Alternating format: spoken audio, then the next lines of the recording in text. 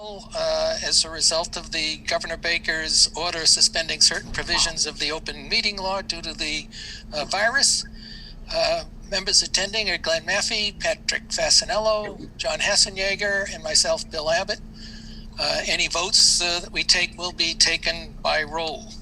So to start off, abatements. Anyone have any question on them? And if not, we'll take. I do. Patrick, okay. Yes. It seems that for some reason our MTUs are not functioning very well. Mary? Why? Patrick, the problem that we've run into is we haven't been able to schedule an appointment since last March to correct any of these problems. So we've had to estimate some of the billing. We have been making phone calls to the residents for meter readings, but we're unable to schedule appointments. So we have probably 400 appointments that have to be made once COVID is clear and we're able to safely schedule appointments. These are accounts, Patrick, where they have to go in and change the meters. They have to go inside. So these are all overestimations. Correct. So then when we successfully, are able to contact a resident and they can provide us with a meter reading, then that's when we realize that their previous billings were overestimated. But really, I understand now. Hands are kind of tied now with the appointments. Okay. Any other questions? John Hassenjager, do you have some? No? No. Okay. Anyone else have any questions on the water abatements or the sewer abatements? If not, I'll entertain a motion to approve the abatements, and I will go in to the office and sign for the group. Is there a motion? Okay. Is there a second? Second. Okay. Glenn made the motion. John Hassenjager seconded. All right. All those in favor. Glenn? Aye. Patrick? Aye. John? John? Aye. And Bill? Aye. Okay, so that takes care of that one. Mary, I'll come in and sign those. Next item is the minutes of the January 19th meeting. It was a combined meeting, Board of Selectmen and school board members, school board building committee members. Any adjustments to the minutes? Hearing none, I entertain a motion to approve the minutes of January 19th. I'll make that motion. And is there a second? Second. Okay. All those in favor? Glenn? Aye. Patrick? Abstain. Okay. And John? Aye. And Bill? Aye. So that's 3-0-1. Okay. Next item is Superintendent's report. Bernie, you're on. Good afternoon, everyone. So since we last met, we've had one main break. That was this past Saturday on Sander Road. The data upgrade is ongoing. We have a few different small issues that Wood and Curran is currently ironing out. Other than that, things have gone relatively smooth in the last week or so after the initial startup with the new skating system. The grant program, Wright Pierce has finally configured this system. We actually are having a physical training tomorrow on the unit and the system, and we should be able to hit the ground running with that very, very shortly. We had a new water technician start today. The distribution crews continue to work on maintenance, fuel removal. Obviously, we've had our storms and locations for different projects that are ongoing in town. Wright Pierce has sent out a memo from their hydraulic study for Summit Street. We just got that in. That was revised because they didn't have a proper flow. and it looks encouraging for at least the South Street project to go forward. Sandblasting and painting of the 6 filters last week. We had the bid opening for the project, we're checking on the references for the lowest bid contractor. We're hoping that the references come in late this afternoon so they can be submitted to the selectmen for approval. And the finance committee is meeting tonight, and the information, I believe, is in your packages. That's all I have. Okay, I have I saw Scott. Scott, you and I were corresponding on the case down in Florida where somebody was able to hack into, and it turned out to be a SCADA system, and was able to, the operator could see the cursor being moved around by somebody, and you were going to check our vendor to see if we have any problems or whether we are up to date on the software. That's right. I checked the same day that we spoke. Okay, and so he's due to come out. Our integrator's due to come out this week. He has a list of tasks for us on his punch list for cleanup items in the SCADA project that Bernie mentioned, and that's one of the things we're going to go over. He gave us some options at that time. The Delaney upgrade. There's a good possibility that if an upgrade is required, we can do that out of the phase 1 of the SCADA. There is still a bit of money from savings from that upgrade, so we're in good shape that way. okay. For those, if you weren't aware, maybe it was a week or a couple of weeks ago, a water system down in Florida, the operator looking at the screen noticed somebody was moving the cursor around and changing values on chemicals. So, Mr. Chairman, yes, Patrick. do we have a report, a hard copy of the superintendent's report? I don't know it's have it in my always been verbal. We don't. Is that the answer?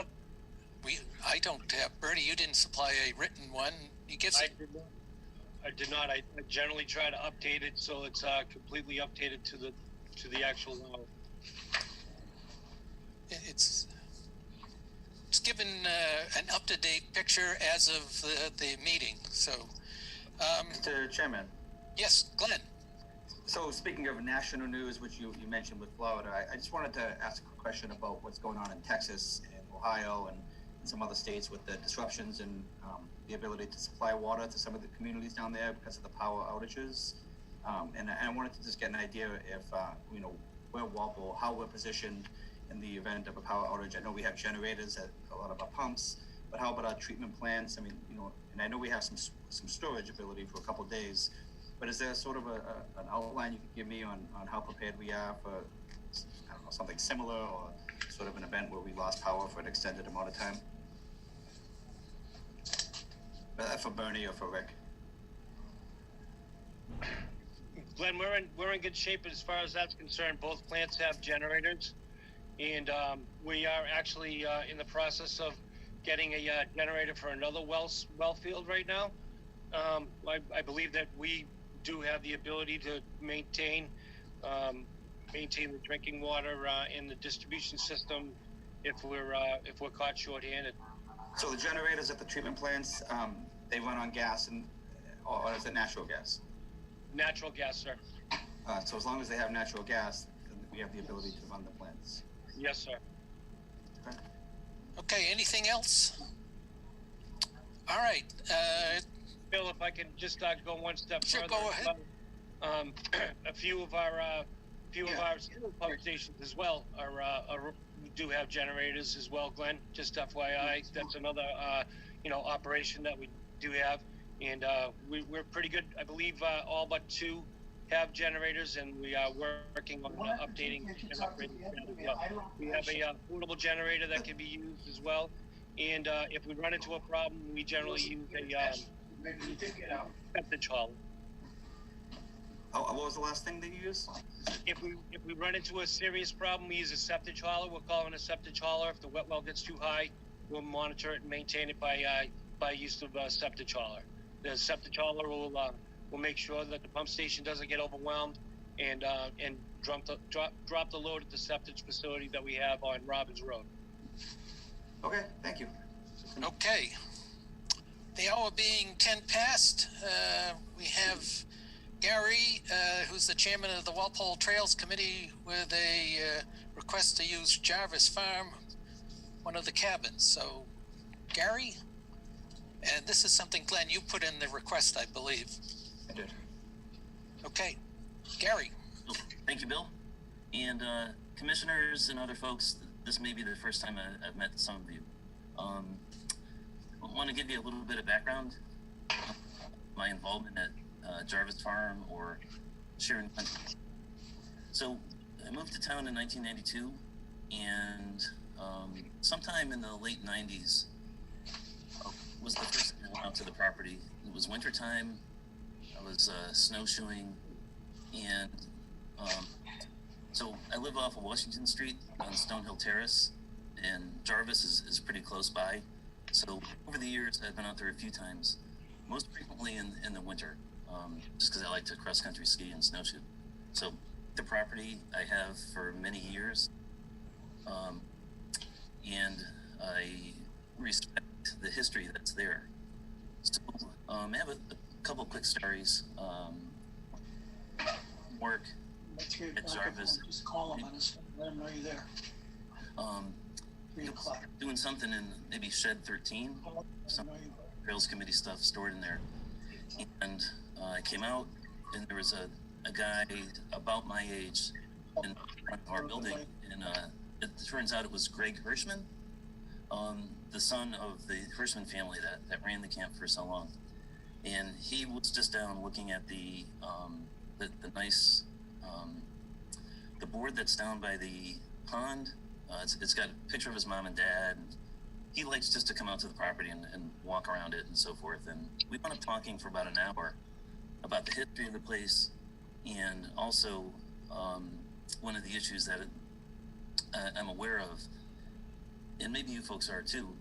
Behind the cabins, there seems to be like I think the storm drains from Morningside Drive discharge behind the cabins, and there's a trough that's meant to contain the water.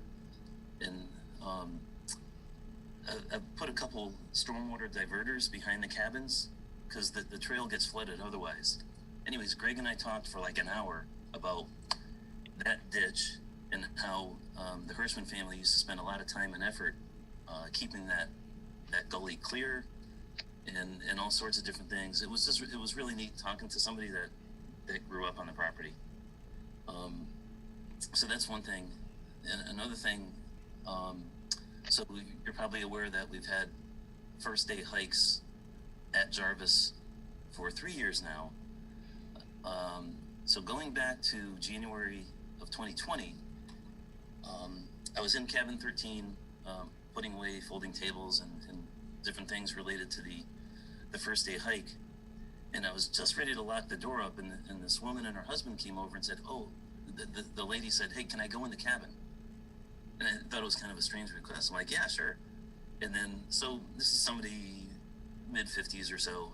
I didn't get her name, but she came in and she was looking around, and she was a camper there in her youth. And one of the neat things I remember her telling me was that she used to run the mimeograph machine that was in the office building. The camp, I guess, had a weekly newsletter that they would put out to families and the campers and stuff, and that was one of her memories of growing up, was running the mimeograph machine and it was distributed in the newsletter and stuff. So we had a nice chat. She got to look around the cabin, and I know the place goes back for years, and I really like the property, and I just wanted to give you some background. Okay. So what I'm here to talk about is trying to set up a program, a limited program to start, where we can allow overnight guests to stay in one of the cabins on the property. So the Trails Committee has been using cabin 13 probably since the later part of 2018 or 2019.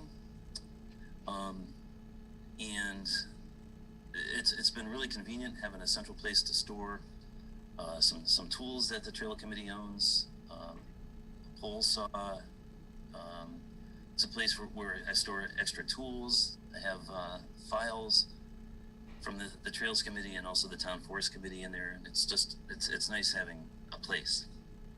So,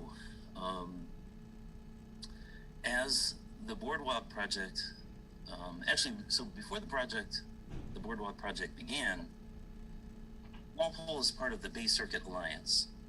The Bay Circuit Trail is a hiking trail that runs from Ipswich to Kingston. It's 210 miles total, and there's a little bit over 8 miles of the Bay Circuit Trail in Walpole.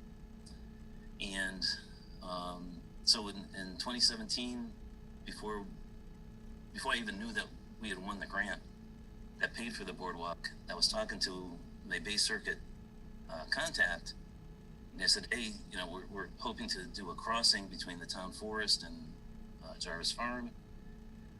Oh, how close is that? Well, it'll be about a half mile. There's a day camp there. Are there any buildings that might be suitable for overnight? I said, yeah, at that point, I hadn't been in any of the buildings, but I thought there was like at least a dozen or so buildings. Now I think there's 22 or 23. Anyways, she was interested in pursuing potential overnight guests. And I was like, all right, I'll get to this when I can. And now this is the time I would like to discuss it in a sort of a formal setting. So, the Bay Circuit Alliance has been approached by people that are looking for overnight accommodations close to the trail. Jarvis Farm is about a half mile from the Bay Circuit. And I think cabin 13, which I'm familiar with, would be fine. It would need some modifications. And Glenn and I spoke recently about maybe also going over to cabin 12, which looks similar in floor plan and just from what I can see from the outside. So number 13 is I would say fairly well stocked with my supplies. I mean, I wanted a cabin for supplies and I've been using it. I would like to maybe look at number 12, compare that to 13 and figure out which cabin would be best suited to accommodate guests. So I'm gonna, rather than just me talk freely, I'm gonna go through the document that I sent out. And if there are any questions or comments, please, we can go through them in real time, or we can talk about them at the end, but I just want to add some structure instead of me just going on and on. All right, so I would like to allow up to 4 guests at a time. The season that I'm looking at is really sort of dependent on when the water gets turned on to the restroom building, but I was thinking maybe May to September. And the details of when the water gets turned on is I think this is the right body to answer that question.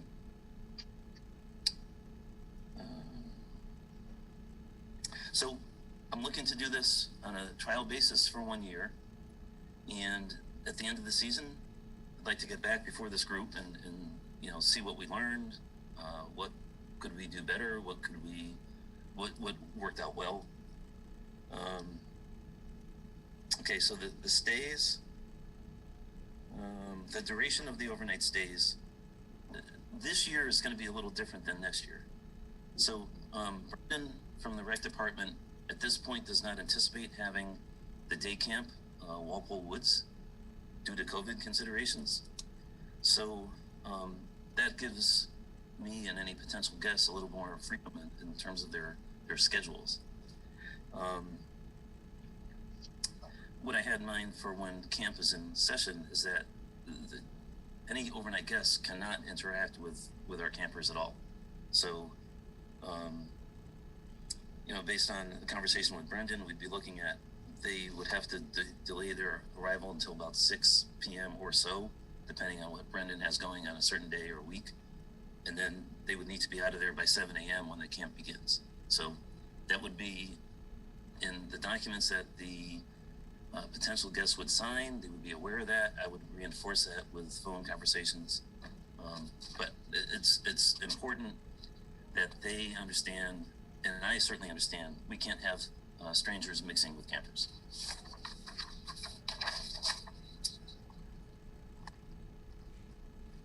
So a number of guests are going to be limited to 4 people.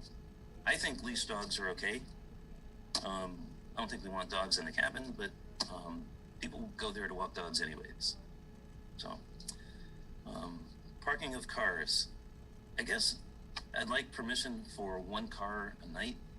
I mean, people that are hiking I don't think they're gonna need their cars, but maybe their wife will drop off a bag of food for them or something like that. So I'm thinking 1 car could stay overnight, and the hours of the parking lot at Jarvis are posted 7 a.m. The facility is open from 7 a.m. to 3:15 p.m. That's what's posted. So people have to be aware of that. I'm just gonna take a break. Everybody with me so far? Can you guys hear me? I'll just keep going. You're doing great.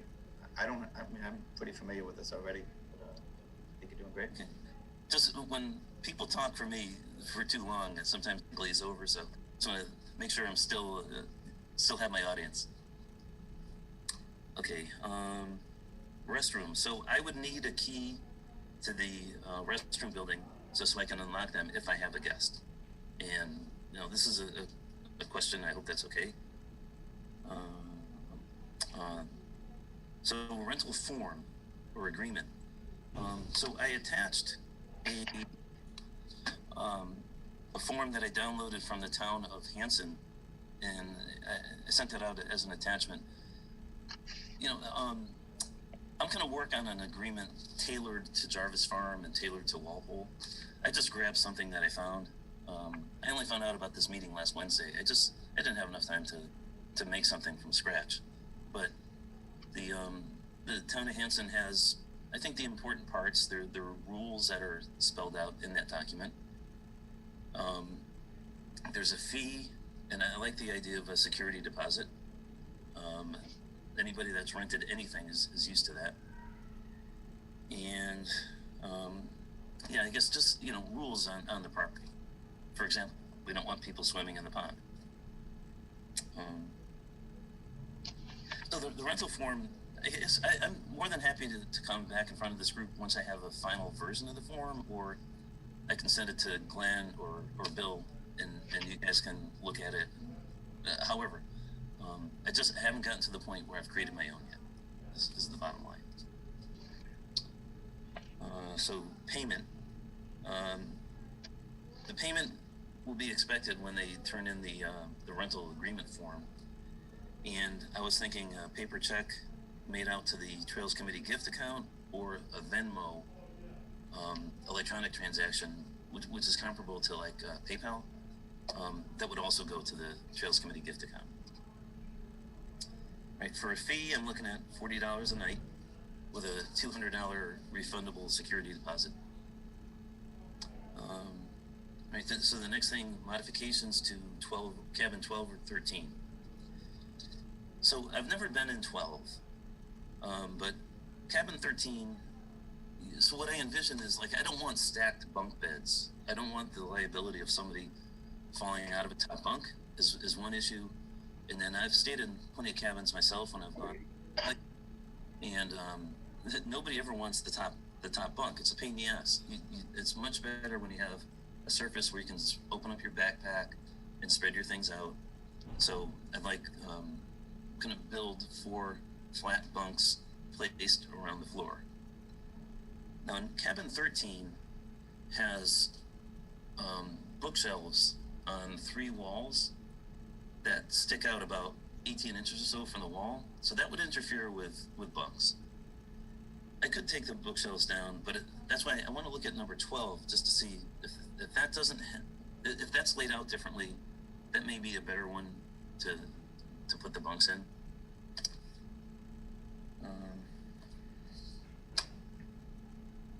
Yeah, so that's about it for the cabins. So amenities, the Trails Committee will be buying a like a Poland Springs type cooler, the kind that has the pedestal. You drop the 5-gallon bottle of water into it, and then you can get either hot or cold water. Those things run on electricity, but I know number 12 or number 13 has a couple outlets inside that would accommodate this. And just from looking externally, the power comes in a daisy chain. So 12, I think, has power, but I haven't been in there. So we'll have drinking water available, and then there's outlets. If they want to bring their phone chargers, they can charge their phones up. But the idea is like not to run an air conditioner or a fan, just whatever a camper would have, basically a phone charger. So smoke detectors, I've heard chirping come from many of the buildings at Jarvis Farm, and the one in number 13 is chirping now. So it seems to be just a battery-powered smoke detector. Doesn't seem to be hardwired. I can't see the wire. And if we're going to open these up to the public, maybe it needs to be hardwired. I guess that's something I'll have to discuss with the fire department and see what their rules are. And then, okay, so my first draft of overnight rules for people that want to stay there. The police and the recreation department will be notified when guests will be coming and when they're there. During the months of July and August, when the camp is being held, that gives guidelines to when they can arrive and when they must leave. That won't apply for this year because there's no campers. Leave no trace. So whatever you bring in, you bring out with you. There's no swimming in the pond. And I put the water quality is frequently unhealthy. Don't take that as any kind of insult, but like if the 25-year-old Gary, if he saw a sign that said no swimming and there was a pond there, I might potentially swim there. But reasons why not to swim? If we say the water quality can be unhealthy, that's a better, more effective deterrent than saying no swimming. And then no fires. So those rules will be posted on the rental form and then on a wall inside the cabin. And then I've seen a statement like this on places where there's trails, sometime like an easement on private property. And I'm just going to tailor it to say the use of this cabin is a privilege. It's not a right. So please treat this property with respect. So, based on my conversations with the Bay Circuit Alliance, a couple rentals a month. I don't think this is going to be. I don't think we're going to run into cases where we have no vacancies. I think this is going to be somewhat infrequent. And if I think about the Bay Circuit Trail, it's it goes through suburban communities. It's not like the Appalachian Trail, which is out in a remote setting. This is the property is sort of tailored for day hikes, but there are people that will be interested in this. So I'm looking at just a couple nights a month, excuse me. And then, so logistically how this would work. So there's companies that make smart locks now, which you put an app on your cell phone, and you can change the combination of a lock. And the master lock that I shown in the link here in the document. So the way that works, I would send out a text to if Glenn was camping there that night, and the text basically have the combination for the lock. There's the master lock actually has a blank face, so what you do is you press the top, bottom, left, or right, and you do that in the proper sequence, and that's how it opens.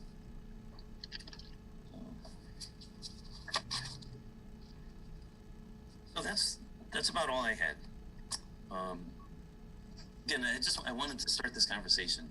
I've kind of been thinking about it for a couple of years, and so it's the end of February now. I'd like to try to get this in place for this season, but I'm open for any input you folks have. Okay. Why don't we go around and get questions and comments? Glenn, you want to start? Yeah, I'll start just because Gary and I have been talking about this for some time. For those of you who don't know, I'm on the Walpole Trails Committee. I have been for the past almost 6 years now. I'm the vice chairman, Gary's the chairman. He's taught me everything I know. I do think that exploring these new ideas, it keeps things interesting. I'm a big proponent of open space and outdoor recreation. I was on the Open Space and Recreation Committee for Walpole. So this kind of goes in line with those efforts. And it doesn't exactly align with our mission on the Board of Sewer and Water. Our mission is to provide clean drinking water to the town of Walpole and affordable drinking water. But it doesn't go against it either. I mean, so, if you look at the public water system grant program, it does allow for passive recreation, and this is an example of passive recreation. So I do think that it's something that is worth exploring. I don't think it'll have a net positive impact to our water supply, but I don't think it'll have a net negative impact either. It's almost like it can do no harm, that I can foresee. And so I support the idea of giving it a shot, with feedback from the other commissioners, and I'd like to hear what everyone else has to say. Okay, Patrick, want to go next? Yes. Okay. A couple of things. It's not passive recreation we're talking about here. We're talking about accommodation. Just to be clear on that. I understand. The point that eludes me is why aren't these people who are walking this trail just go to a motel or a hotel? I mean, it's right up the street from this area. Why are we taking on, the liability for, running a boarding house almost, when they can just go up the street and be in a hotel that's prepared for all this? That's one of the questions I have.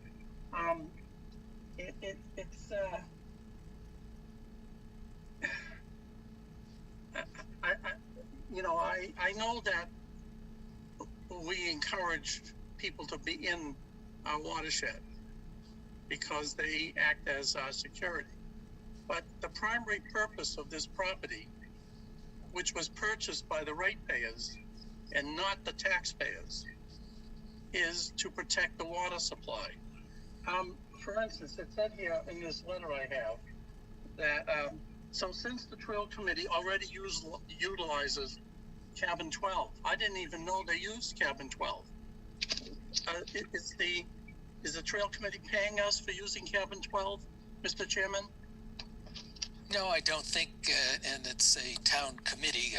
I don't know of any town committee that pays to use. I'm asking the question.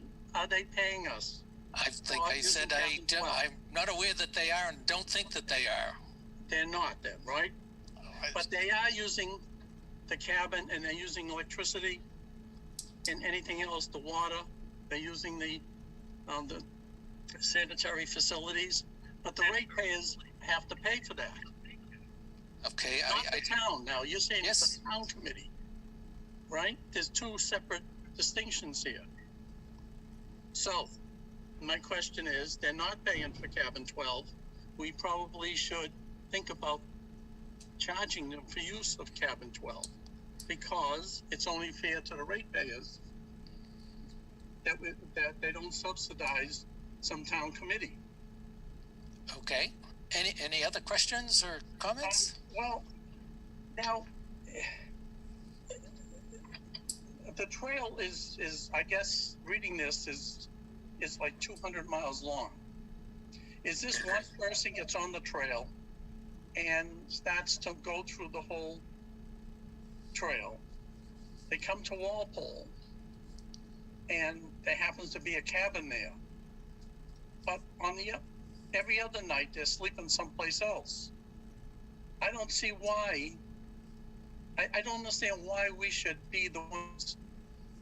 We should have people in our aquifer that are using the facility and not really paying for it.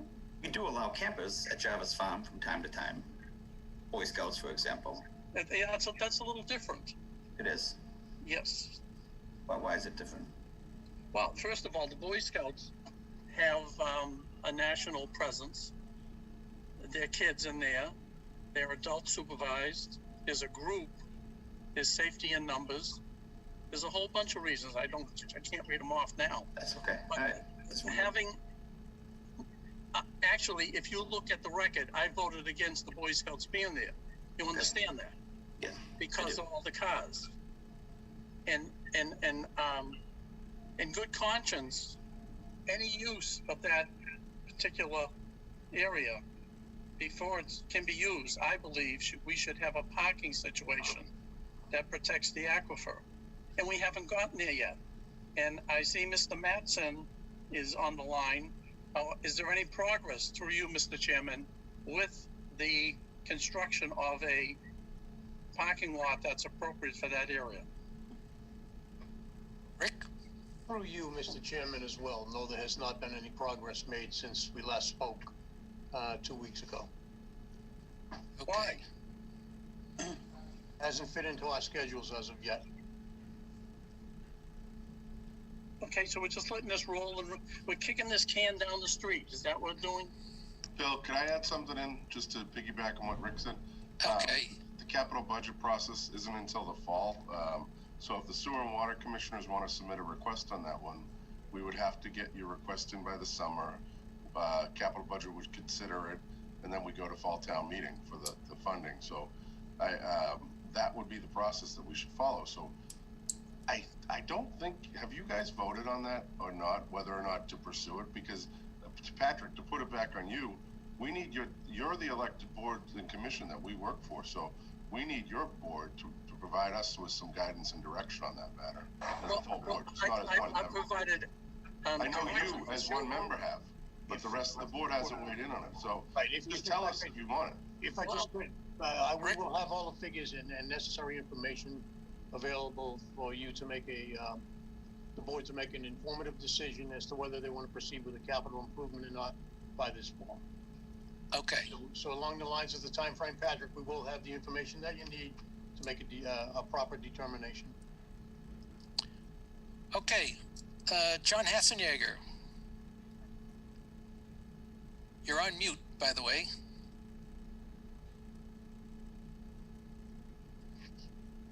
John, you have to unmute yourself.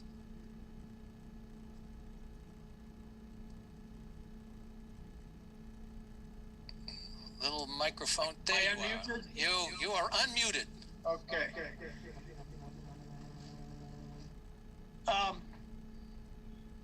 I think we need to have some kind of a workshop to discuss all this. There's so many issues bundled in this honest, interesting request,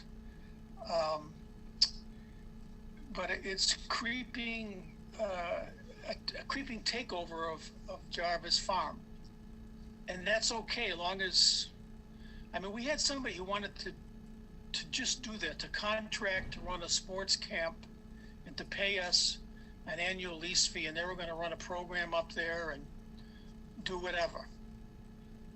And we're getting into hotel, as Patrick says, we're getting into hotel accommodations, we're getting into all kinds of liability with people sleeping there with animals, with potential who knows what, sexual assault, drinking, drugs, who knows what. And we're getting dragged down this road, I mean, with good intentions, trying to be societally responsive and being, I was a scout leader in Walpole for 5 years with PAC 44, and then I was a leader with the Boy Scouts for 2 years in Walpole. So I have empathy certainly for camping and for trail walking and all this type of thing. But we're the fiduciary of Jarvis Farm, and I think, you know, it would come when we use facilities of the town of Walpole, we reimburse the town of Walpole. When we use staff, we use other things, and we pay dearly for those services. So in some ways, similarly, if there's other departments, now it's the recreation department, but it may turn into the music department. I don't know who else, but other departments may want to avail themselves of some different visioning of how they want to use Jarvis Farm. And somehow we're supposed to kind of morph into being responsive and supportive and cooperative of all of this. So I don't have the linkage between recreation and Jarvis Farm and sewer and water, even though I'm a commissioner, clear in my mind. And I don't understand the financial aspect. I don't understand the liability aspect, and I don't really understand the translation of missions and objectives between the different entities. So I have mixed feelings on this at this particular point, not because I'm opposed to campers or the Bay State Trail or any other type of thing like that, but it's just the stepping stones of going down the rabbit hole, or going down a pathway that we keep getting ourselves in deeper with more uncertainty. Now we're talking, I was never visioning, now we're talking about a parking lot, and then we're talking about other things, about perimeter drainage around the buildings and about sanitary facilities, and then construction on the inside, bunk beds and furnishings.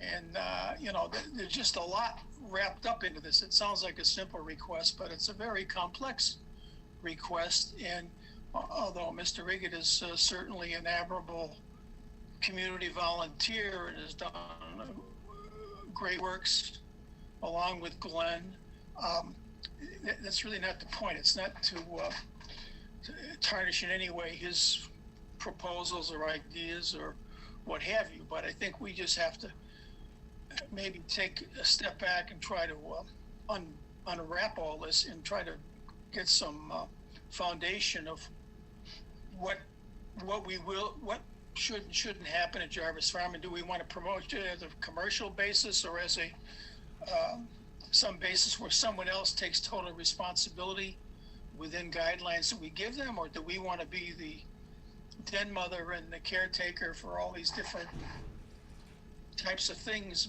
You know, there'd be softball practices, who knows, sailing lessons.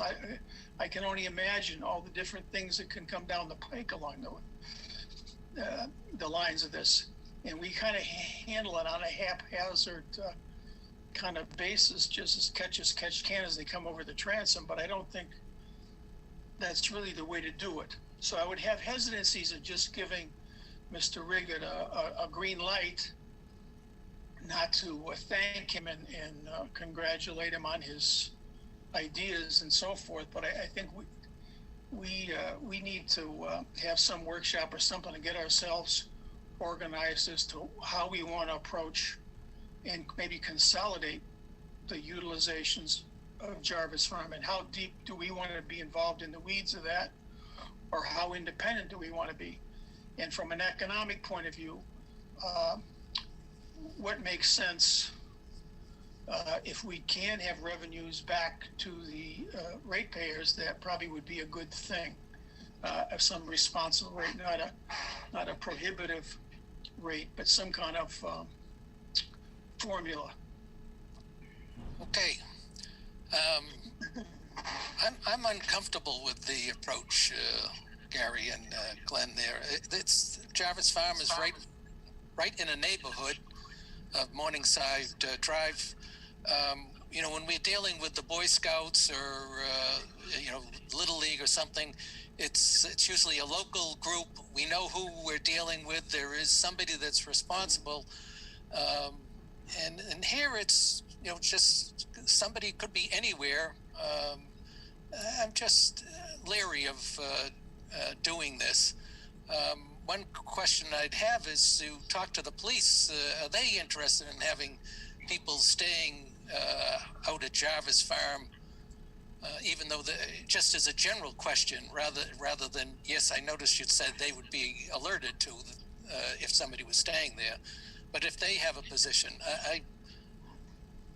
I'll put that to you, Gary, if... I mean, so this was a survey. This was kind of the first step of trying to make this program functional, viable. So I'm happy to talk to them and get their feeling. What would be their concerns? I read the material from Hanson and looked at it on a map. It's not in a neighborhood, and they have a caretaker. And actually, it sounds like they run it almost like a business with a function hall and weddings and that sort of thing. Great, yeah. It's far beyond what we're operating here. Particularly it was acquired for aquifer protection. Yeah. So those are my comments. I don't know if the board wants to take a position at this point, or whether they would prefer to give some thought and bring it up later. Well, so I've been taking notes, as people have given input, and so can I have a chance to read? Sure, go ahead, and then I'll get to you, Pat, next.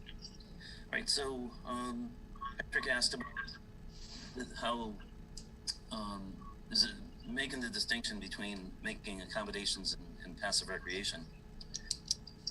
I guess my thinking is, yeah, there's an accommodation component. That's of an overnight stay.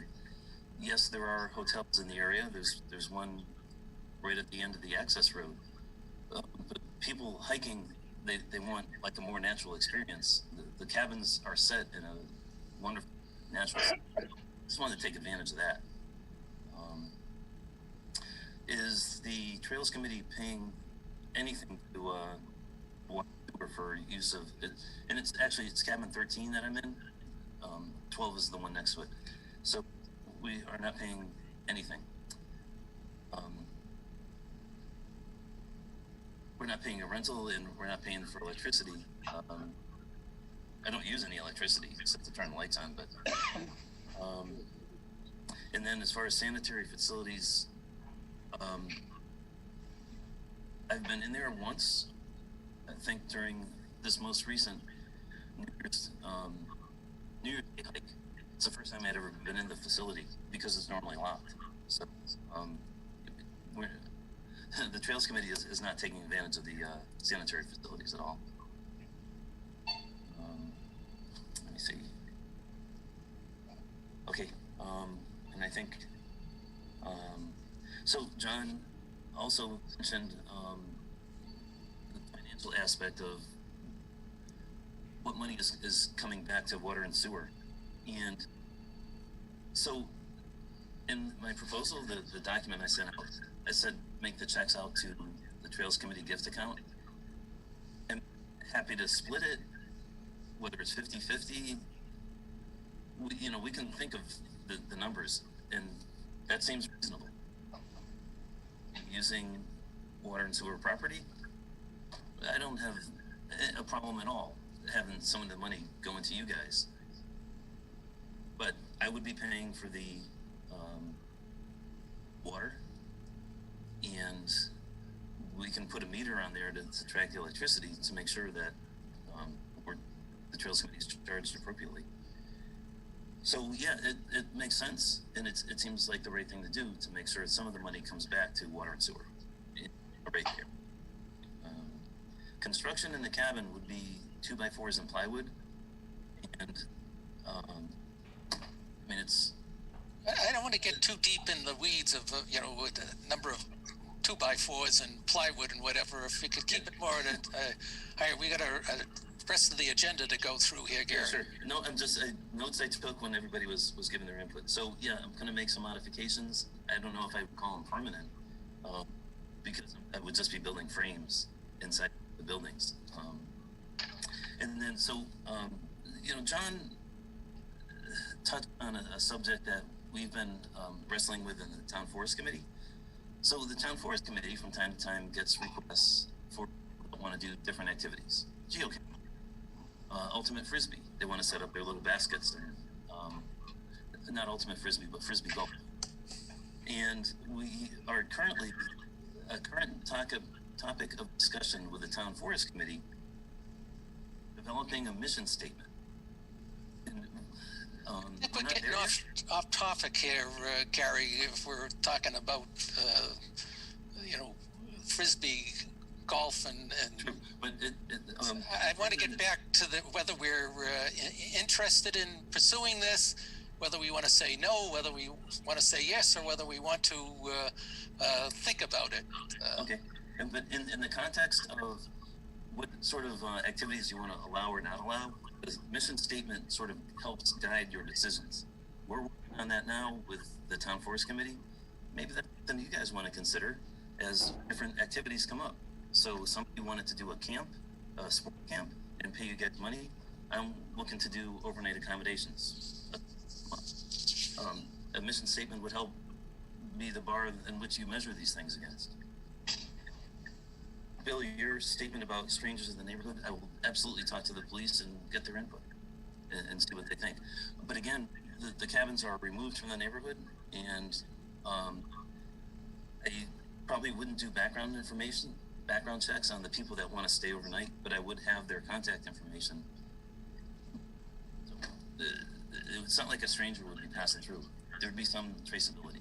All right, I want to get either a position that the commission wants to either give their okay to proceed or not to proceed, or they want to think about this some more and we can put it on an agenda at a later point.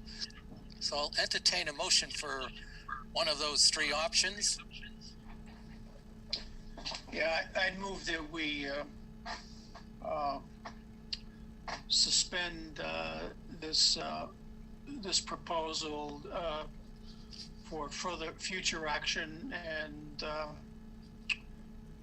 find a time to dedicate to discussing the different components of this proposal. Okay, we have a second from Glenn. Any further discussion? Being none, we have a motion and a second. Glenn? Aye. Patrick? No. John? Aye. And Bill, I'm saying no. So we have a 2-2 vote. I will change my vote and vote yes so that we can think about it further, but I'm not, I'm really feeling uncomfortable about this. So, Gary, thanks for appearing, and since we're going to think about it, I'm sure we'll have some questions that we can get back to you or back to you through Glenn. So thank you for attending. Thank you very much for the time and the agenda. I appreciate it, guys. So, okay. Thanks, Gary. Okay, let's move on. The next item is the planning board revised plans for 63 1391 Main Street. It's just a service connecting to which Main on Main Street. I don't see that we have any particular comments. What is the building? It's Leo's Pizzeria, and there's a building behind. He's knocking it all down, and it's going to be a mixed apartment and commercial building on the first floor. Say that again. What's going to be on the first floor? There'd be commercial, some sort of business. It's right along that strip is. And how many apartments upstairs? I don't know. I've seen the planning board and the zoning board's hearings on them, and it really doesn't strike me as much of an issue for us. The buildings already have water. No, the reason I want to, right. If this is going to be condoized, the water meters. Yes. That's my concern.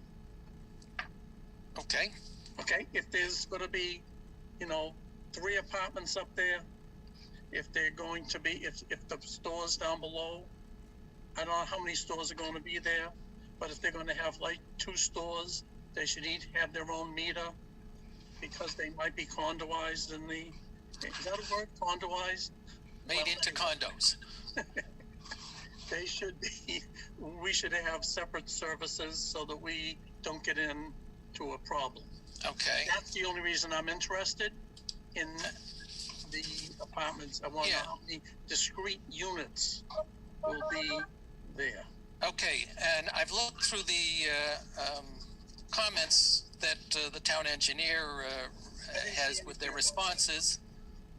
And if you want to make a motion, Patrick, that our concern is whether there'll be separate we gotta know what they're going, before I make any motion, we gotta know what they're doing with the building. All right. You know, if it's gonna, I don't know what they're doing with the building. Okay. Is it gonna be one apartment upstairs? Is it gonna be one commercial entity downstairs? I mean, what's gonna happen? All right, I'll ask, either does John, Jim Johnson, or? No, I just clarified with the building commissioner. Okay. He said he believes 18 units in there, and he was gonna check for me whether or not it was condos or apartments. He didn't know off the top of his head. Okay. We can hold this for that information till our next meeting. Thank you. Okay. Mr. Chairman? John? Yeah, I would recommend that we'll make it clear, long as the town administrator is listening, or the building commissioner, whoever, that the sewer and water's intent is to have separate meters for every unit, whether they be business or residential in that building. I concur with that. Casanova. Okay. Bernie, do you have any thoughts? Or Rick, I see. Yeah, if I could, Mr. Chairman, do you still want to go with individual meters even if they're apartments as opposed to condos? Yeah. Why? Apartments don't pay for their utilities. The landlord pays for the utilities of apartments.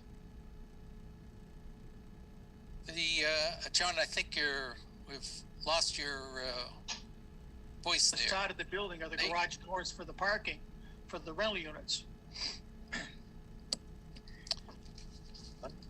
And, okay, we'll make that recommendation that we individually meter each of the units. And I would say, I guess it's none of our business, but the way they write this up, I mean, you couldn't really figure out what the heck this thing is, what they gave, the paperwork they gave us. Permit site, it's called. There's nobody named, no owner, no street address. It gives the addresses for I guess, for Main Street, but very non-definitive, I guess. But I guess that's it's not our area. The main concern is the utilities. Yeah, I get it. Which is why you Yep. And we know they're there. Yep. As to the number of units, we can certainly, I would expect that they should pay some additional entrance fees, connection fees, because they're going basically from a single service to several services. So by your regulation, we can charge them per unit. That's easily done. As far as the metering goes, I would caution you against metering individual apartments, unless you're going to do the same thing on Summer Street. I mean, you need to stay consistent in your practices. If it's condos, it's a whole different situation. But if they're apartments, for rent apartments, I would just be cautious there. Mr. Chairman. Okay, Patrick, then I want to comment. The Great General Court of the Commonwealth of Massachusetts passed a law a few years ago that allows landlords to put in their own meters for each apartment in their building because of water conservation reasons. Right, the landlord, not the town. Right. Right. Therefore, it's just as easy for us to put in a water meter and make the person in that unit responsible for it. I disagree. We cannot collect money from a rental In the event it will be condoized, it's all done. Otherwise, we should learn from our mistakes here. We don't do the same thing over and over again. Right. I want to get back to Rick. Rick had a point is that we can't get You can't collect money from a rental property. I can't hear you. What? we can't collect. We cannot collect sewer and water utilities. The landlord can. But we can't. There's too many people talking. Go ahead. There's one person talking, me. We cannot collect sewer and water utility usage fees from a rental apartment. The landlord can, but we can't. Show me where that's written. You show me where yours is written. I want to see where you got that information. I'm not gonna debate this with you, Pat. Yeah, you have to debate it because you stated it. You're saying that it's against the law or something. I for would, the town to my charge a recommendation rental. is that, my recommendation is that you do not meter individual apartments. If the landlord wants to We do hear it, from the residents about their bills and about, you know, all the nonsense, and that can be the headache of the owner, long as he puts meters in on his own. I don't care if we put them in or he puts them in. Correct, John. I agree with John. If the landlord wants to put them in, that's his issue. He needs to That's the town No, puts them in. We can require him to put them in. He can put them in on his own, or he can have us put them in. That's up to him. And if we put them in, they're there and they're registered. And if they ever should go private, the situation is solved.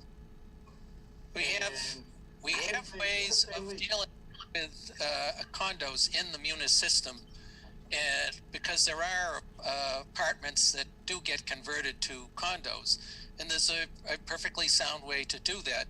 I would just think of having 192 meters in 95 West Street and another 152 in off of East Street. Yes. As apartments. Yes. I wonder how many electric meters they have in those apartments.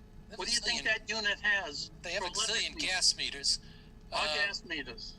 So at this point, do we wish to make a comment to the planning board? And if so, what is it? Bill, can I just clarify? Yes, go ahead, Jim. The commissioner just got back to me. It is apartment rentals. Yes. And even though that it is, it's not something that can't be changed, you know, a year from now, 10 years from now, whatever, but they are rental apartments. So not to belabor this issue, does the board wish to respond to the planning board with comments? We have to know what they're planning. We just found out. Rental units, commercial on the first floor. How many rental units? I think it was 18. 18. 18 in this, 18 of them? Yes.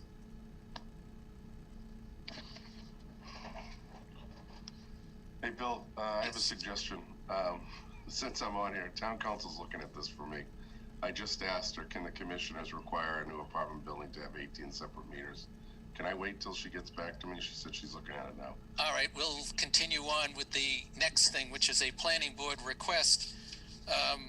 I think in this case, it's read and noted. This is, they're addressing two articles, Article 17, which is the state. Hold on, Bill. John?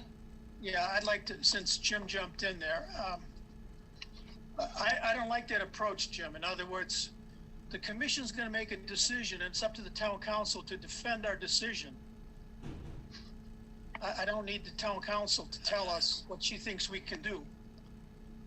I would take a different opinion. I would ask the town council for their opinion before we just say, well, we want to do this. I think it's prudent to ask an expert who might say it's totally illegal, or may say it is legal, you should do it.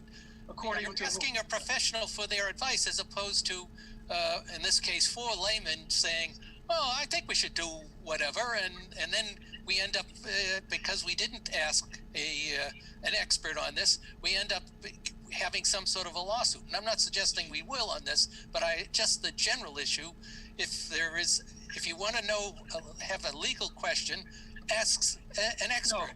No, due respect, she's not an expert on water, Bill. She's not an expert on water. She's just a lawyer, okay? We know more about sewer and water than she does. And we've never asked the lawyers whether a main should be 8 inches or a 6-inch or a 12-inch main. The Superior Court judge is the only one who can tell you that, not her. Okay. So John and Bill, just one more quick point. Yeah, John is absolutely right. I don't think you would be prohibited from putting meters in, okay? What I think the issue is, and I think the issue may be, is trying to collect from that tenant. Because we typically bill the property owner, not the tenants. So I think that's where the sticking point may come in. As far as installing meters, that's not a big deal, whether we do it or they do it. But the issue is that, you know, is in terms of collecting, we cannot, if one of those tenants does not pay a bill, defaults on the bill, what do we do? Can we lien the individual apartment? I don't think so. Director Mattson, Yes, sir. there's no reason, even though the meters exist in those apartments, that the landlord could not pay the bill. This doesn't preclude him from paying the bill. Okay. The landlord probably will pay the bill, because if, like you say, it would be kind of dangerous if one of the tenants didn't pay the bill and all the pipes froze. So the landlord will probably in the lease say that they will take care of the water bill. Right, Now- that's my only point. That's my only point, Patrick, is that, you know, whether it's 18 apartments or 12 apartments, I don't think we as a water supplier should be chasing down tenants. That's my only point. No, I just told you, we won't be chasing down tenants. Let me say it again. The landlord will pay the water bill. Okay, Wait a minute, I want to chime in on that too. The point is, Patrick, if what you're saying, your rationale is on target here. You're saying for water conservation and other control purposes, you would like the meters in 18 separate units metered. That doesn't mean we have to meter them. You're just specifying they need to be metered. So the landlord can take care of the metering. Long as we But have John, it in place. I went a step further. If you're gonna meter them, you might as well have the town do it, because Well, if they change into a private ownership, each one of those apartments, it's a done deal. They'll have an electric meter, that's gonna be there for sure, and a water meter, and they may have a gas meter also. Well, then you're opening yourself up to what Rick Mattson pointed out, that you, In it, John, we've You guys lost hear me? your, Lost audio. can you guys hear me? yes, we can. You guys know that in a typical condo installation, that the condo association pays for the utilities. We typically do That's not not true. meter individual condos, depending on the way they're constructed, Patrick. Royal Crest, do you think we? I want you to go take a look at meter the every one of apartment those buildings? I mean, down in the center of Walpole. You'll see dozens, scores of electric meters all on the wall. no, I understand that, but like let's use Royal Crest for example. What's the difference? We send one bill to each building at Royal Crest. We don't send bills to individual condos. Now, you guys are fully aware of the situation that you had over on East Street. That was an apartment building, to your point, Patrick. That was an apartment building that went condo. If you remember, the lady on the committee there came to you guys several times. Right. And then we eventually put in the individual meters. We did. If an apartment complex goes condoized, then I think you can, you know, maybe do something with the meters. But, you know, the meters, the installation of the meters is not a big deal. Why not solve the problem ahead of time? All right, the planning board is asking for comments. We either have no comments or we have, maybe it's a question. So I would like to get a motion of some sort on the planning board's requests. Hearing none, I will make one, that we have no comments. Is Second. there a second? We've got a motion and a second. Any further discussion? If not, the roll call. Glenn? Aye. Patrick? Staying. John Hassenegger? I, Okay, and Bill, aye. So we have a three, what did you abstain, Pat? Or voted no, I can't recall already. You abstained. Abstain. Okay, let's move on to the next comment request number 2. This is the planning board is holding hearings on some zoning articles, 2 of them in particular. Article 17, which is the Stadium Parking Overlay District. It was going to be brought up at the last town meeting, and there was some sort of problem with it. It's being brought up, I guess, properly. Doesn't seem to me to have anything to do with water or sewer. The other one is Article 18. There is a ground-mounted solar overlay district, and they're requesting, or someone's requesting, that an additional parcel be added to that district. Yeah, Mr. Chairman, can we see that? Do we have a map? On the thing? No. I mean, it's the property. If you look on a map, it's basically where Harwood Engineering is on South Street. And it's a rather large parcel, and I think it backs up to the parcel off of Production Road, which is a solar farm. Yeah, I'd like to see it on a map. We don't have one? No. That was not provided, Patrick. I mean, it's described with the address of the property, if I recall, because I went and looked to see where it was. Again, I will make a motion that this is a red noted, that the Sewer and Water Commission has no comments on these two articles.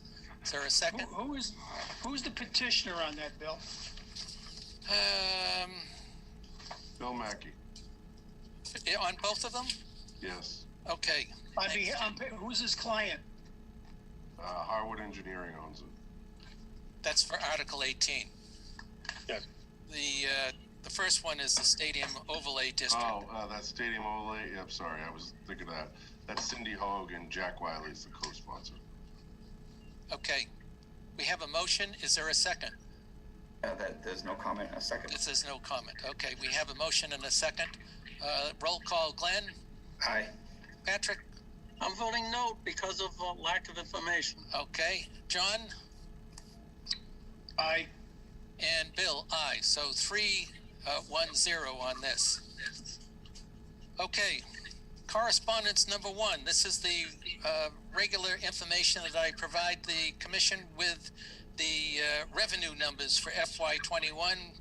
Of things that of note, if you look at the water usage, 7 months in, we're doing well. I should caution you that the second half of the year generally does not mirror the first half in terms of revenue. It's usually about 94 or 95%. But that particular, the usage charges is looking good. The problem that's not so well is the new service entries fee. We were budgeting, hoping, had a target of 430,000, and we're only 7 months in, just 54,000 at this point. Sewer, the usage charges were not quite as in the same shape as water. Again, all of our customers have water, but a portion have sewer.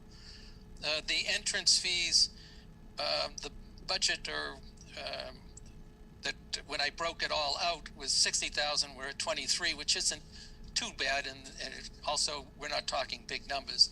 If anyone has any questions, it's something you get every month. Yeah, just a comment. I want to kind of point out that this is going to be a unique year. But I know typically retained earnings, we try to minimize how much of it we use. But we've also significantly revised our consumption estimates. I know I've said that before. I know everybody knows that. But we revised them down, and it appears, based on the numbers and the data that you provided, thank you, Mr. Chairman, it appears that we've already overshot in a good way, in a positive way, by over $500,000 in usage charges. So that's a good thing.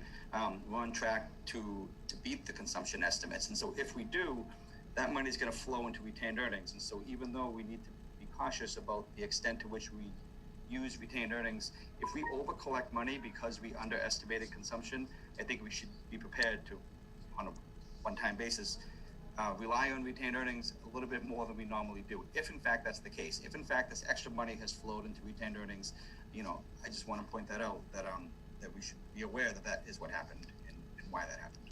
Okay. Correspondence 2, this is also something that I provide every month. This is the water production. It's sort of a leading indicator because, if you get 90-day billing, you've got 3 months worth of water. And if you can see on that, we'd had 16 months of less than historical usage, and then starting in May through October, we actually were back. But now the last 3 months, November and December and January, we're back about 10% below what the historical usage was in 2016, 17, and 18. So again, you're right, Glenn, that we had a few good months. We look, at least we're back, not pumping as much water as we historically have. Again, it's something just to make sure we're all aware of not only our finances, but where we get that money from, the pumping of the wells there. Okay, next, our Correspondence 3. This was a copy of the email that went to the Finance Committee from Jim Johnson. There are 4 articles. Article 7 is an article that would allow us, as we get to Springtown meeting, to appropriate money from water retained earnings if we have a shortfall. Article 9 is also the same thing, only it's on sewer. And then Articles 8 and 10 are the typical articles for the upcoming fiscal year that we always have in the town meeting spring. Jim, do you want to speak to this? Jim Johnson? Sorry about that. Just a couple of notes. Obviously, we won't know what we're doing for the FY21 water and sewer budget until we get closer. Jody looked at them for me. She said they're 1 or 2% off of what we're looking at now, but I know we also have a couple of other things that could come in as we get closer to the end of the year. So there's not that much cause for concern, but I want to suggest that they hold off on that for now. Obviously, the sewer and water budgets for 22 are the main focus. I would note that what is proposed, if you go through that packet there, is an 11.89% increase in water rates and a 12.26 increase in sewer rates.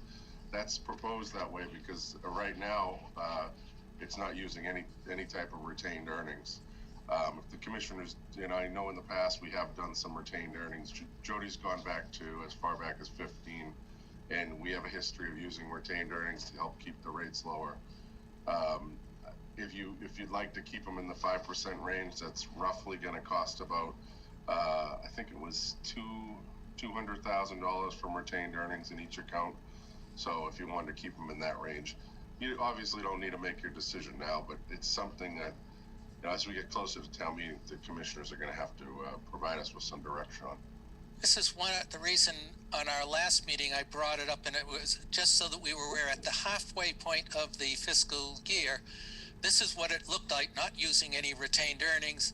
And as I commented at the last point, last time we met, that we will hold our rate hearing in June. That will be after the town meeting. But even at town meeting, we'll have a better sense. We'll have a few more months to see if maybe the entrance fees is picking up. We'll also have a better sense of water usage, although just as I mentioned on the previous our correspondence, it's gone back down to the way it had been for the previous 16 months of being 10% below.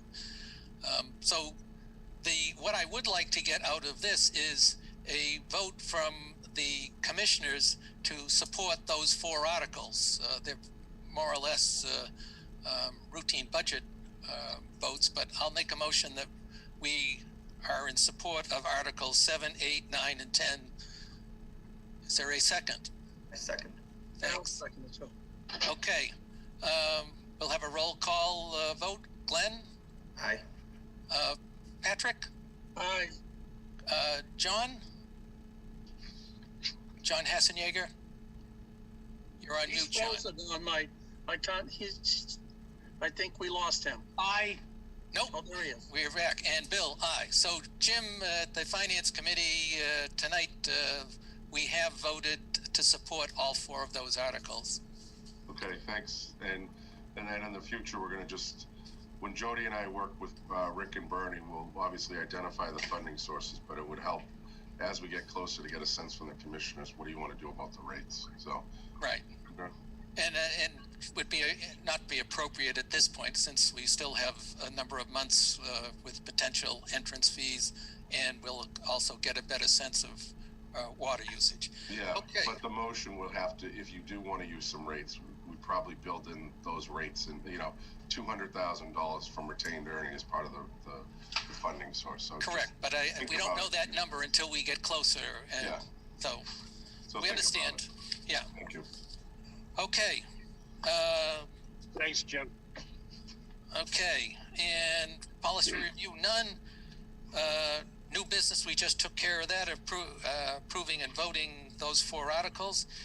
Continued business, this was the discussion of the request by Commonwealth Dance Academy.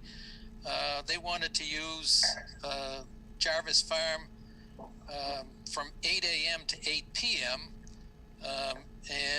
And they wanted to use at least one cabin for costume changes, and wanted to have the restrooms. I've talked to Brendan on the rec department. They're not bringing anybody out at 8 o'clock. There were also, when we previously discussed this, the concern with the previous organizations, they were either fundraisers or nonprofit, like the Boy Scouts or Cub Scouts, wanting to use the facility there. So we had decided when we last met that to just hold this and think about it some more. Mr. Chairman, my thoughts the last time was that we were looking to help the small business in Walpole that cannot have indoor recitals. They're looking to do something outdoors. I'm guessing they looked at Adams Farm. They see that they have a $500 fee, and they look at Jarvis Farm, and we don't have a fee. There may be other reasons why they look at Jarvis Farm, but in general, we don't have a fee, and I'm okay with that. And I support this business that's trying to hold a recital, probably not charging people to come. I think it's, I don't know enough about it, but I'm guessing it's an end of year type of thing where the kids can get out and perform for their parents and grandparents. Yeah, it's a Walpole business, and this is the Walpole location. I don't think it's gonna hurt anything over there for them to come down it'll be for 2 days. So yeah, I support it, unless there's some more information out there. We did have attached here was the use of Adams Farm policy and procedures, and it also includes their fee schedule. And for commercial, they charge $500 per day, unless it's a nonprofit fundraiser, no charge. And then they have 2 charges, different for whether it's Walpole residents or non-Walpole residents. I think I understand a local business that we might want to give them a break as opposed to a commercial entity out of town. I would think that it's not unreasonable to charge, particularly if somebody wants to use or have the facility there until 8 p.m. Somebody's going to have to go and lock it up, make sure that the restrooms are clean to begin with and are clean when we're finished. And some town employee is going to have to do that, and there would be some overtime, I assume, to do that. So I think it's not unreasonable. I don't want to gouge a local business if they're out of town, and similar to what Adams Farm is. How much are you thinking? Do you have a number in mind? I guess I would look to see how much is it going to cost the town to, open it up, close it, and maybe not. We wouldn't necessarily cover the entire cost, but without knowing that, I don't know if would it be someone from the water or sewer department? I go down there at 8 p.m. I don't mind. Sewer and water bill. Just to let you know that we get $150 for a service call for non-working hours. All right. So, I mean, that's what. They're the ones who lock the gate, right? Right Yes. now. So then I guess something in that order, and maybe it's a question of us giving some thought about a fee schedule. And again, these people are asking for June, so you know, if we put it on the agenda to address maybe a fee schedule, I don't think it's unreasonable that we have some consistency of what the town charges for the various fields or facilities. So Could I make a motion then that we approve this subject to applicable fees to be decided at a later time? I'd be okay on that. Is there a second? I'd like to amend that motion. Okay, John? I'd like to approve this with the caveat that there would be a $150 fee attached for the support of closing the opening and closing a facility or something like that. Okay, Glenn, you okay with that? I'm okay with that amendment. I'll second that. Okay. Any further discussion? Being none, Glenn?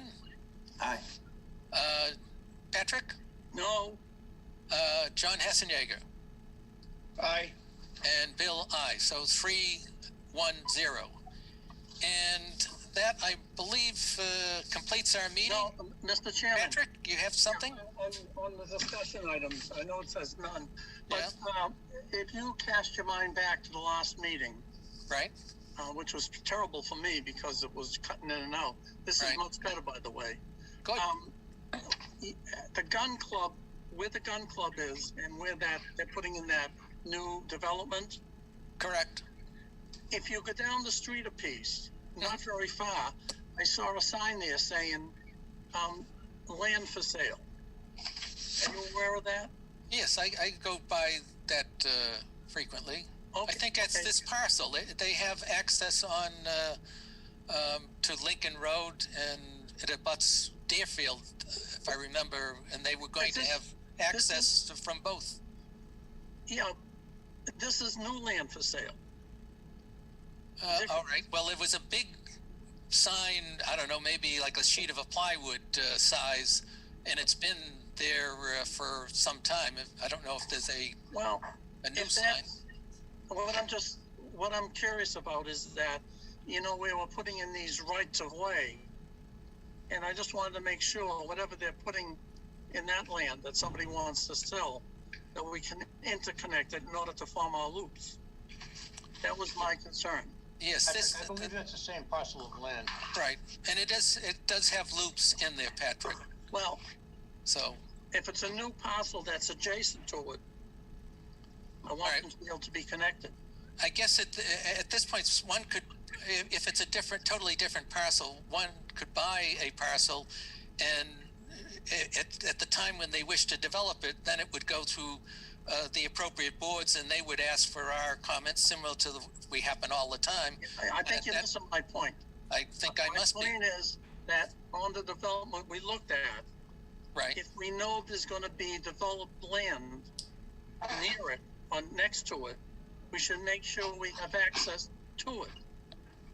Okay, That's all I'm saying. I'll look at it again, and next time I'll make a point of riding down by, and actually maybe Jim, who goes by that property frequently, is there another parcel that's being sold, Jim Johnson? Have you noticed? No. I don't believe so. Okay. I know exactly what billboard you're talking about. Yeah. It's been up there for years, so I'm not aware of anything else for sale up near me. Okay. Yeah, I'm aware of that too. There's no other land for sale up there. Okay. So, but point well taken, Patrick. But it apparently is not anything that we haven't already addressed. So, with that, in the absence of John Spillane, do we have I'll a make a motion to adjourn? Motion to adjourn. Is there a second? Second. All right, from John, and roll call. Glenn. Aye. Patrick. Aye. John. Aye. And Bill, aye. Okay, we're done. Thanks, everybody. Thank you. Thank you. Talk to you all later. Thank you.